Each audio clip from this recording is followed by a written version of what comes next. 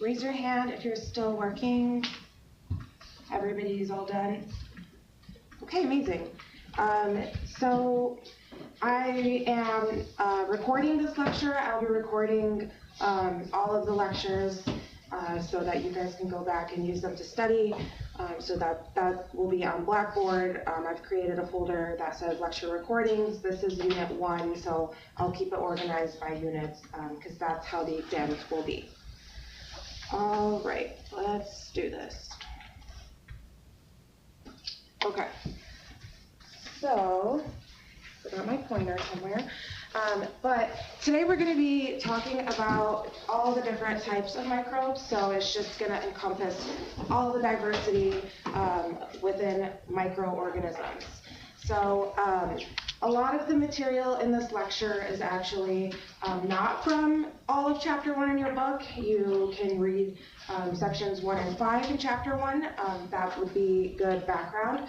But the majority of this is coming from more my knowledge, just something I've put together in the past. So just to kind of give you an idea of everything we'll be talking about in this class.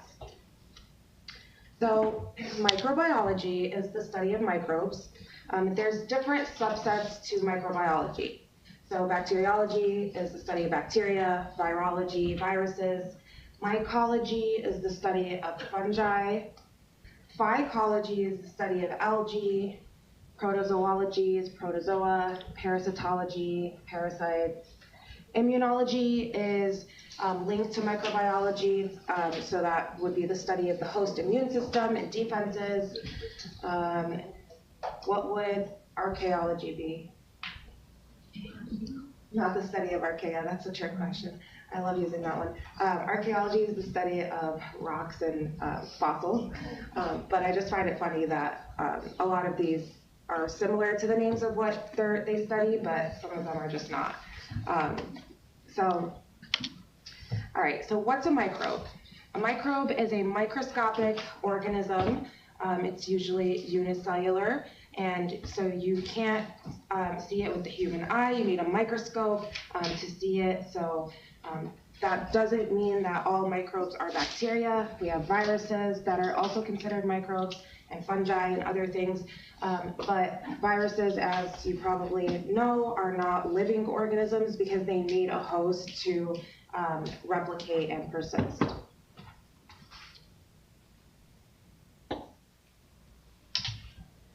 So why do we really care? Like, why are microbes important? Microbes are essentially self-replicating bioconversion and biosynthesis machines. So they're able to replicate themselves by binary fission, and by being able to do that, they can convert different things and synthesize different things. So we make yogurt from milk using microbes. Microbes are also involved in the production of cheese, and wine, and beer, and then they are also really heavily involved in plant microbial symbioses. So in photosynthesis, for example, the conversion of carbon dioxide into oxygen and carbohydrates. Microbes are also really important in the role of fixing nitrogen in our atmosphere. Nitrogen that is just atmospheric nitrogen cannot be used by plants, for instance, and so microbes will convert them they'll fix that nitrogen into something that the plants can actually use. So they're really important, and also in composition of dead plants, and also, they're able to feed off of live tissue and cause disease, and so there's so many different, powerful roles that microbes have. These are all reactions, chemical reactions that occur. And so imagine if we can harness all of this power, all the chemical reactions that can occur in microbes on this planet. They're involved in, associations with themselves, with animals, with plants. They're really, really important. And I really want to drive that concept home today. So this is an image that basically is showing the age of the Earth.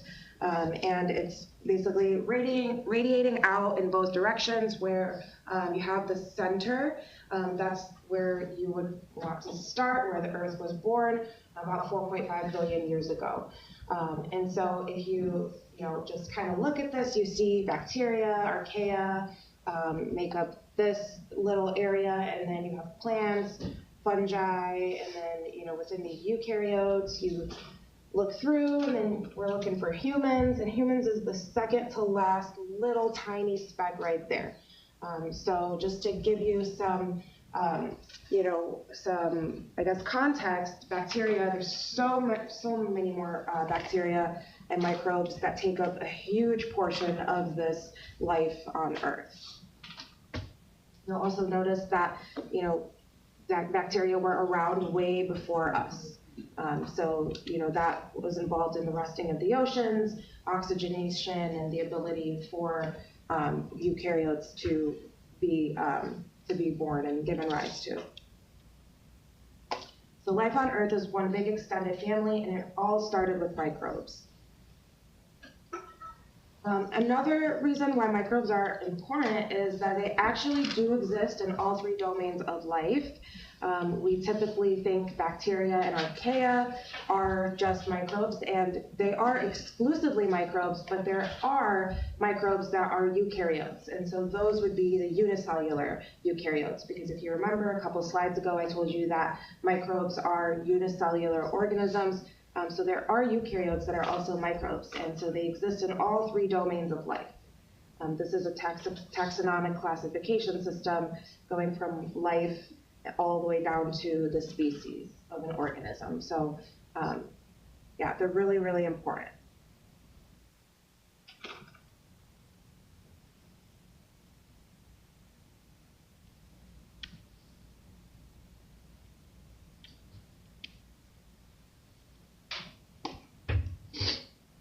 All right, and so if we move down to domain, microbes rule 4 out of the 6 kingdoms. Sorry, not domain, kingdom. So, in the domain bacteria, archaea, protists, and even some fungi that are unicellular. Those also consist of microbes. So that does not include plants and animals, because those are eukaryotes. But when there are other eukaryotes that are fungi that are unicellular, and that's why they exist in this domain, as well as protists.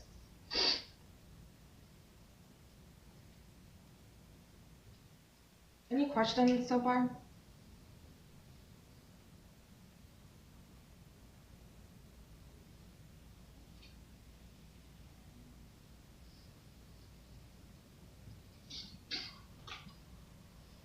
Okay. And so microbes are also diverse within, within their reproduction themselves. So they can have both the fastest and the slowest growth rates of any known organisms. There are some bacteria that can double in just under 10 minutes in some hot springs.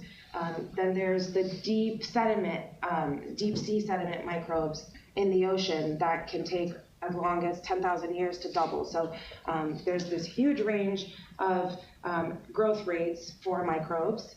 And the differences usually are determined by their niche, their environments. So that could be nutrition, niche, specific physical parameters, temperature, pH. So, here we're saying in hot springs, bacteria can double in under 10 minutes, and then in the very, very bottoms of the oceans, it takes a lot longer. So what's one difference you can think of between a hot spring and the bottom of the ocean that might contribute to this difference in doubling of the bacteria? Temperature, yeah. So normally under higher temperatures, microbes can grow more, but there's usually an optimal temperature where if you go over that, for most bacteria, they just die. But in hot springs, these bacteria have the metabolic processes to be able to survive in such hot temperatures, and that's why those specifically can double in those temperatures. So it's not that all bacteria are going to be able to survive in really, really hot temperatures, but usually an increase in temperature increases the growth rate. That's why if you want to slow down the growth of bacteria or even just decomposition in general, you freeze things. So microbes are diverse. So what? Why do we care about this? Well, if you think about it in the context of just biology in general, microbial diversity is essentially genetic diversity, because if they are able to have this diversity in their ability to grow, then there's going to be genes involved that allow for that. And so there's a really, really large, overwhelming proportion of genetic diversity that's encoded by microbes. And so here's an image. I don't need you guys to remember this image or try to understand it, but I do want to talk about the main point here. You'll see.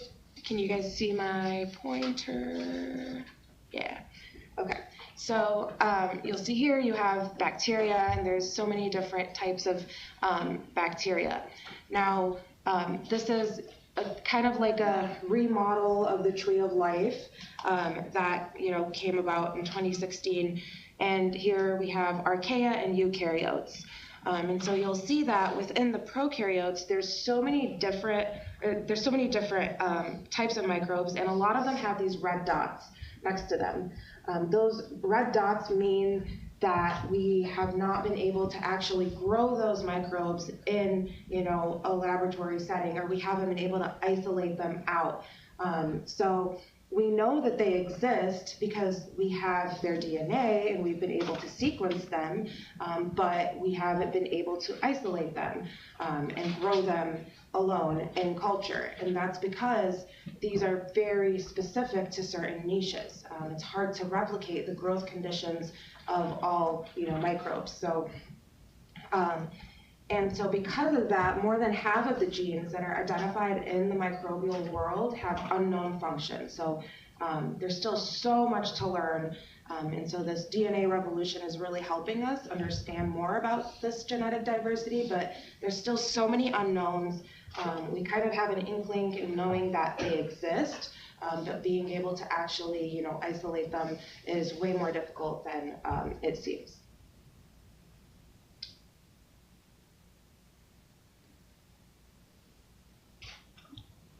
So why is genetic diversity important for understanding all of biology, including human biology? Well, genetic diversity means that you have diversity in the genes, and genes encode proteins, right? You guys remember the central dogma. You go from DNA to RNA to protein. So the genes carry the DNA that eventually are translated into a protein. And what's the purpose of making proteins? They have functions. They can be enzymatic enzymes. They have biochemical functions. So that means you have diversity in functions of microbes. And so biological function diversity. So genetic diversity really means that you have so much biological function diversity.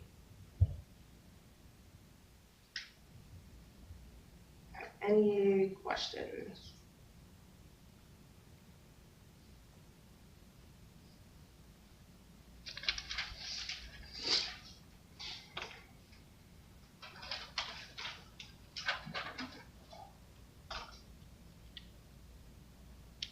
Okay. So just a little recap. I know you guys have all taken general bio, but just some differences between prokaryotes and eukaryotes. Prokaryotic microbes are bacteria and archaea. And we generally learned in the past that prokaryotes do not have any membrane-enclosed organelles. This has been recently, very, very recently shown that this is not exactly true. There are some prokaryotes that have organelles that are specific to that type of bacteria, for instance, but there's no specific organelle that all prokaryotes have. So in eukaryotes, there are these membrane-bound organelles like mitochondria, the nucleus, that all of them will have. In the prokaryotes that have organelles, they're usually specific for them, but just wanted to drive home this point that even I learned that prokaryotes don't have organelles, but we now are learning that there are some that do, and we'll talk a little bit more about those types of prokaryotes.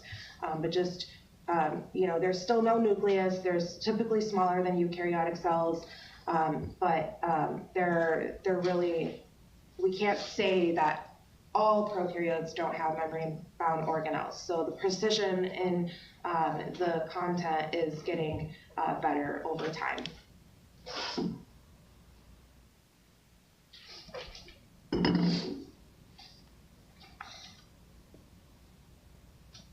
Okay. Eukaryotes that are microbes are protists and fungi. And so these will contain these extensive membrane-bound organelles, like the mitochondria, chloroplasts. They have DNA enclosed in a membrane-bound nucleus, and the cells are usually larger and more complex because they have those organelles.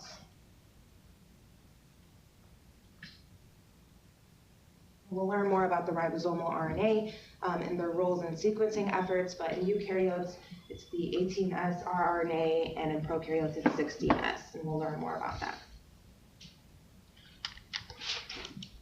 Okay. So let's describe these a little bit further and talk a little bit about archaea. Archaea are the most understudied domain of life. And that's because for the longest time, they morphologically resembled bacteria. Morphology means shape. So they looked like bacteria, and they were thought of as unusual bacteria for a long time, until the 1970s. They started to understand a little bit more about them, but they have a mixture of eukaryotic and bacterial features. So some features that distinguish archaea from bacteria that you guys should know are their cell walls, and we'll definitely talk more about those in the future, their cell membranes, and their gene expression machinery. So just know those terms, but we'll talk more about the details later on.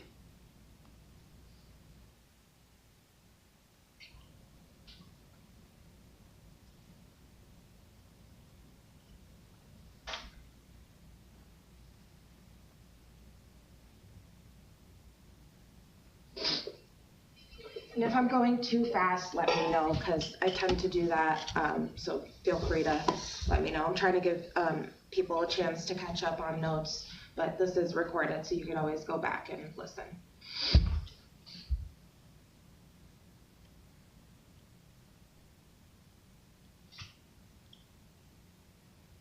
Okay, so archaea, they're understudied, but a lot of them are extremophiles. So extreme means extreme, and then philes or philic means they like that thing. So like that's the opposite of a phobic or phobia, which means you don't like something. So anytime you see phile, it means that they like that thing. So there are methanogens, they produce methane gas, and so that's just a side note about archaea. But archaea can be halophiles, which means that they live in really salty environments. Thermophiles, they like really, really hot temperatures. And psychrophiles, they live at really, really cold temperatures. So the environment can influence and control microbial growth. And so they can exist and thrive under these conditions that we would deem as extreme, but there's a lot of different things like temperature, salt, pressure that they can take advantage of and survive in.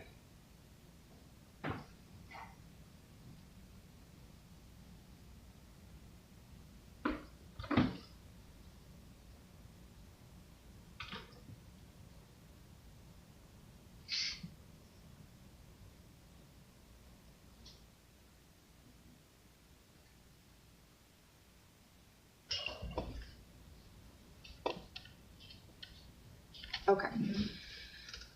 Protists are eukaryotic unicellular microbes. They are really diverse. And so they are usually divided into 3 subgroups. Those are algae, amoeba, and slime molds.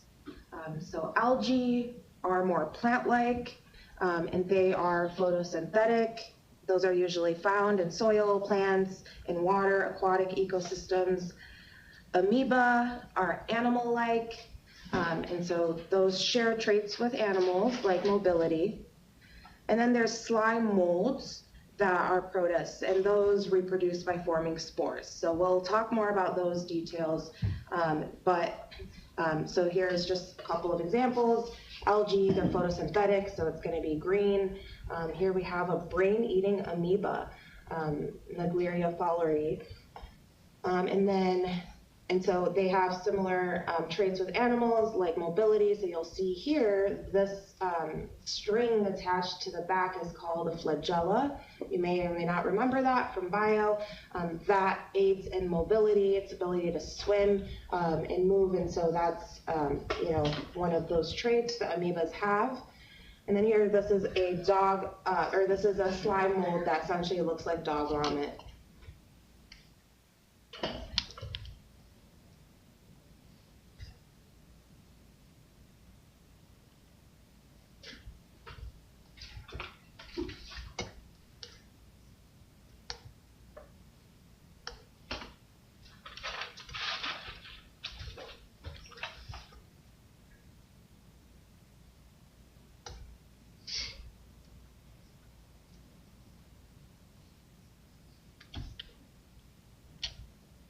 Okay, so algae, they're eukaryotic organisms and are photosynthetic. So they're like plants in that they contain chlorophyll and chloroplasts. But unlike plants, they obviously lack the structures of land plants, the leaves, the roots, and all of that. Their ecology, or the ecosystem that they're able to live and survive in, is in aquatic zones mostly, like in the light zones of water. Can anybody tell me maybe why they would be found in the light zone of water and not at the bottom of the ocean? Yeah. There's more light. There's more sunlight, and they're photosynthetic. Yeah, exactly. So some of them are found in soil and trees where moisture is plentiful. Again, photosynthesis requires water and sunlight, so algae usually can grow wherever there's water and sunlight. And the water is necessary for physical support, reproduction, the diffusion of nutrients, and photosynthesis, generally found in cooler temperatures, but similar to plants, but without the characteristics of the structures.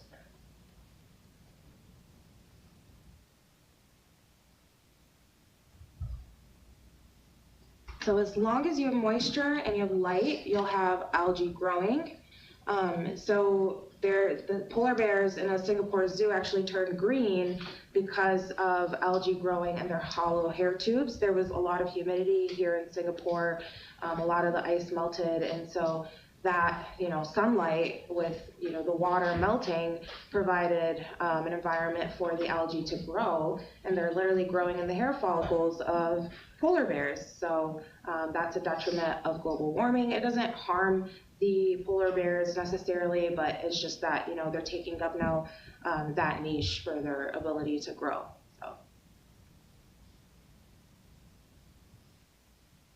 Any questions?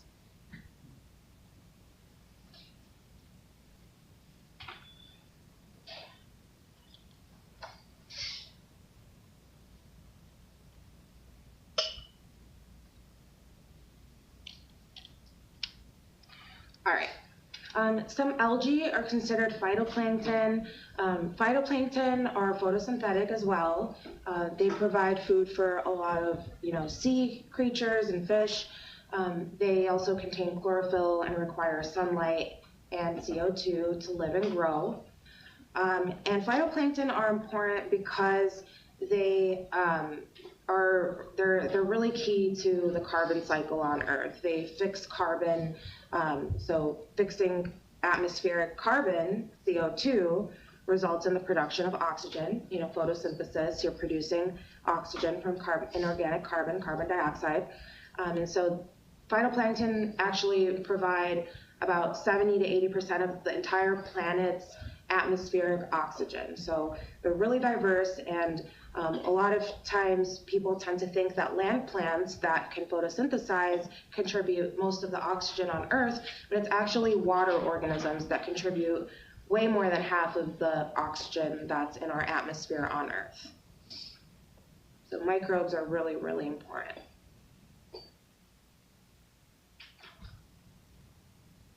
So if it's a microbe and it's photosynthetic, it can be phytoplankton, it can be algae. Some algae are phytoplankton, so just some terms there.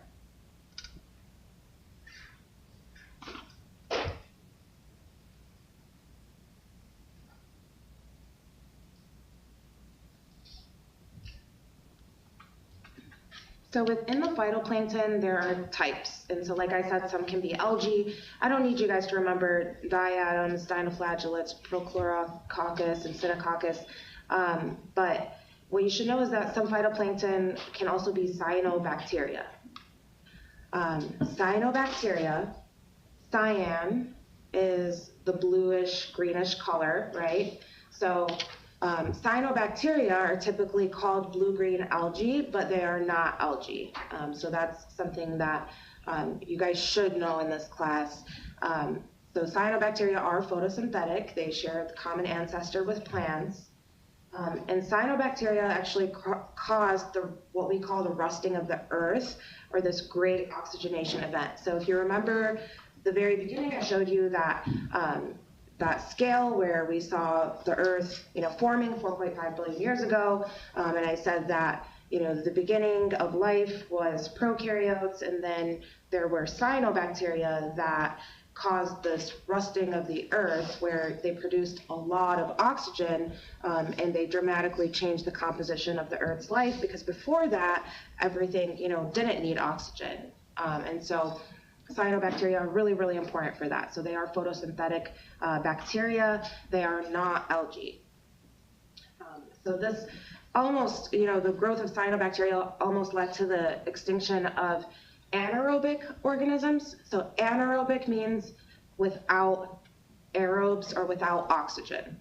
So life was able to, survive without oxygen, and then cyanobacteria came along and they essentially, produced a lot of oxygen, and that really took over a lot of life forms. But we know now that anaerobes are still very important and very prevalent in our bodies and in the world. So they did not become extinct, but this dramatically changed the composition of the Earth. Does that make sense?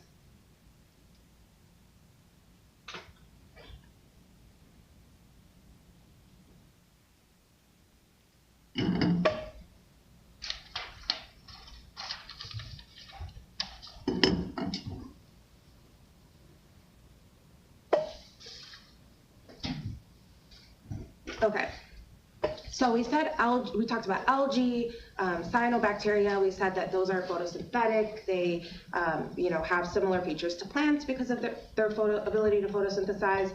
And then we said that amoeba is another kind of protozoa. Those are more animal-like. So it's a protozoa that does not have a distinct shape. That's because it lacks a cell wall or some type of exoskeletal structure. And the cytoplasm kind of flows and continuously changes the shape of the true amoeba. Amoeba are kind of like liquids. They kind of take the shape of, whatever they're in. And so they essentially feed on smaller organisms like bacteria, fungi, algae, and other protozoa. So here's a little video. You can see the amoeba is on the right, and the heliozoan, so this is, you can't see my pointer. So this would be the amoeba, and then over here, this is the heliozoan. This has this ray-like features like the sun. You'll see the amoeba chasing this heliozoan and trying to feed on it, and it's kind of like changing shape. So I'll go ahead and play that. So it's getting its nutrients. Just kind of like takes its shape. The heliozoan is trying to escape. And so it's just pulling it back in. and then it gets what it needs, pinches off, and goes on to do its own thing.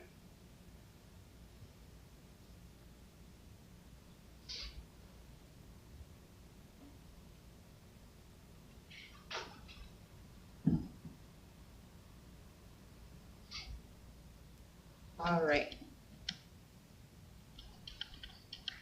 Okay, so next we'll talk a little bit about fungi. I think fungi are really cool, and it's not just because I studied them for my PhD, but I think I will maybe start off with fungi on Friday just so that you guys can take in all the dump of information I gave you already, and we'll continue with this next around Friday. So I'll see you guys then.